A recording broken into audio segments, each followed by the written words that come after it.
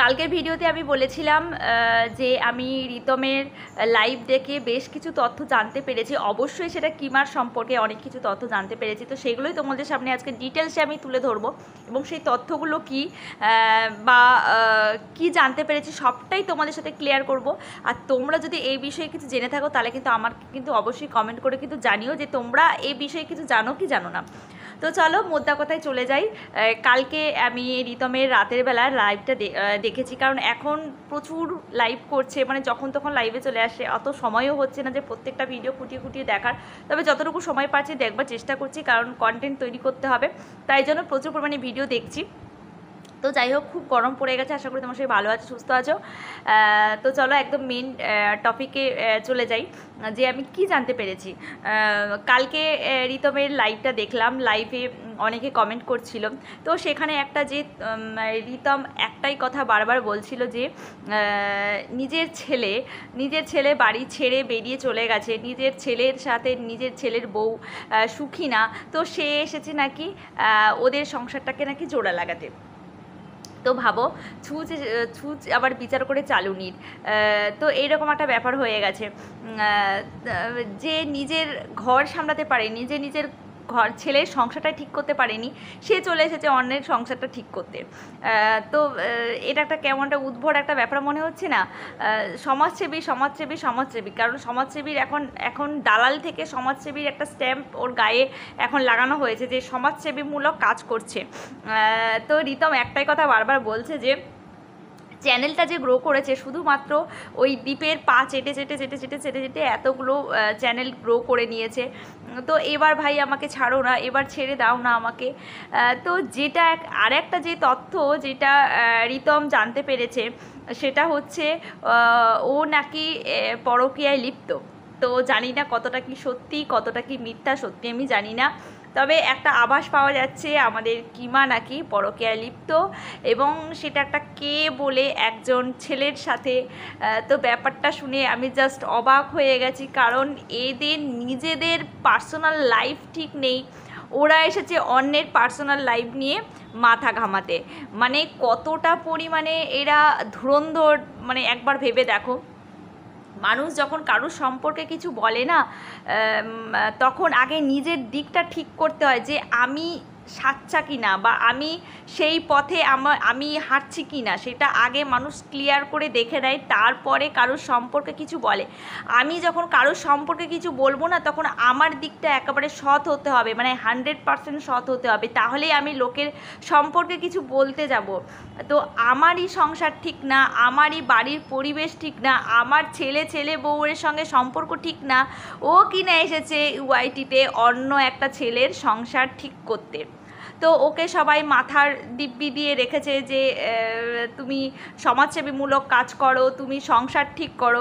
তো এতই যদি সংসার ঠিক করার দরকার, মানে এতই যদি সংসার ঠিক করার জন্য উঠে পড়ে যদি লেগে থাকো, আমি কিমা দিদিভাইকেই বলছি, যদি এতই সংসার ঠিক করার লোকের নেশা হয়ে থাকে, তাহলে হাত জোর করে বলছি এই কাজটা করো, দ্বীপের সংসারটা ঠিক করে দাও। কারণ একটা ছোট্ট বাচ্চা আছে, এদের সম্পর্কের মধ্যে কিন্তু কোনো ছোট বাচ্চা নেই যে কারোর বাচ্চার ভবিষ্যৎ নষ্ট হয়ে যাবে, এরকম কিন্তু কোনো ব্যাপারই নেই।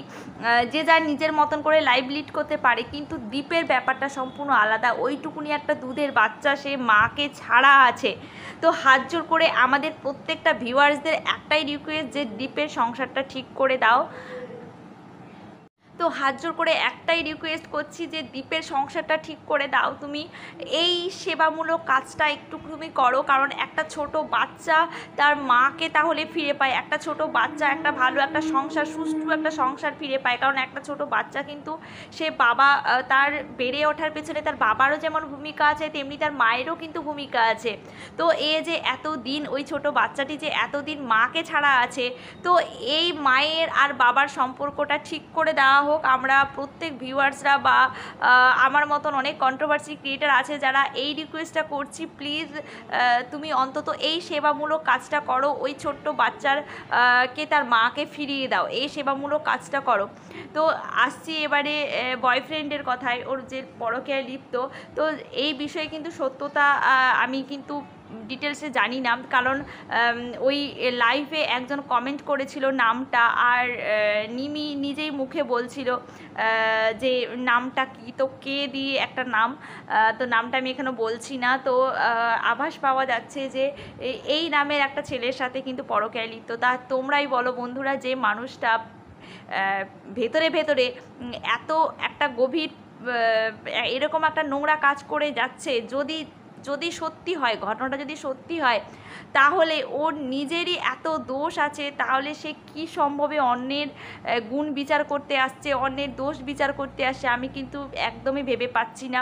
যার নিজের সংসার ঠিক নেই, নিজের বাড়ি ঠিক নেই, নিজের জীবন ঠিক নেই, সে এসেছে অন্যের জীবনে নাক গলাতে, অন্যের জীবন ঠিক করতে, অন্যের সংসার ঠিক করতে। তো এই সব ইন্টারেস্টিং তথ্য ওই লাইভ থেকে অনেক কিছু জানতে পেরেছি, তো সবটাই তোমাদের সামনে তুলে ধরলাম।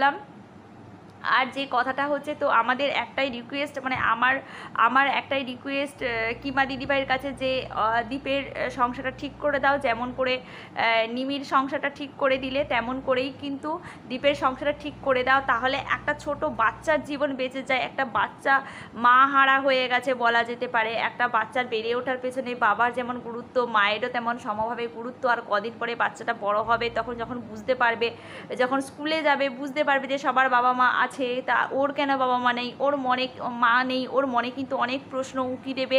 তো এই প্রশ্নের অবিরাম একটা বিরাম তুমি ঘটাও, এই সেবামূলক কাজটা করো, যে মিনাকে ওর ছেলের কাছে ফিরিয়ে দাও, এই কাজটা তুমি করো। তো এক্ষেত্রে একটা কথাই বলবো, যে এই কাজটা ও কখনোই করবে না, কারণ শত ভিউয়ার্সরা রিকোয়েস্ট করলেও করবে না, শত কন্ট্রোভার্সি ক্রিয়েটারও রিকোয়েস্ট করলেও করবে না, কারণ এখান থেকে ওদের একটা আর্নিং হচ্ছে। কারণ এই কন্ট্রোভার্সি শুধুমাত্র দ্বীপের পা চেটে চেটে 50Kটা করে নিয়েছে, কারণ এই দুজনের মধ্যে ছাড়াছাড়ি হচ্ছে বলেই, দুজনের মধ্যে কন্ট্রোভার্সি হচ্ছে বলেই কিন্তু ও প্রচুর পরিমাণে কন্টেন্ট পাচ্ছে, সেখান থেকে কন্টেন্ট তৈরি করে ও প্রচুর ভিউজ কামাচ্ছে। তাই কখনো ও কিন্তু ভুলেও এই কাজটা করবে না, যে ওদের সংসারটা কিন্তু ঠিক করবে না।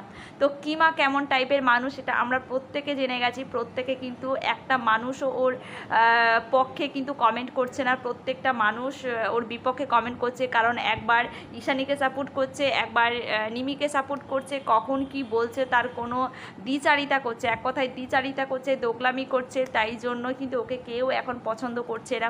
তো যাই হোক, কেমন লাগলো কিন্তু ভিডিওটা অবশ্যই কিন্তু জানিও, তোমাদের কি মতামত কিন্তু অবশ্যই কমেন্ট করে জানিও, ভালো লাগলে ভিডিওতে অবশ্যই এটা লাইক করো আর একটু শেয়ার করে দিও। তো চলো আজকে মতামত থেকে বিদায় নিচ্ছি, পরের বারে তোমার সাথে দেখা হচ্ছে নেক্সট কোনো একটা ভিডিওতে। ততক্ষণ তোমরা সুস্থ থেকো, ভালো থেকো এবং সাবধানে থেকো। আজকের মতন টাটা।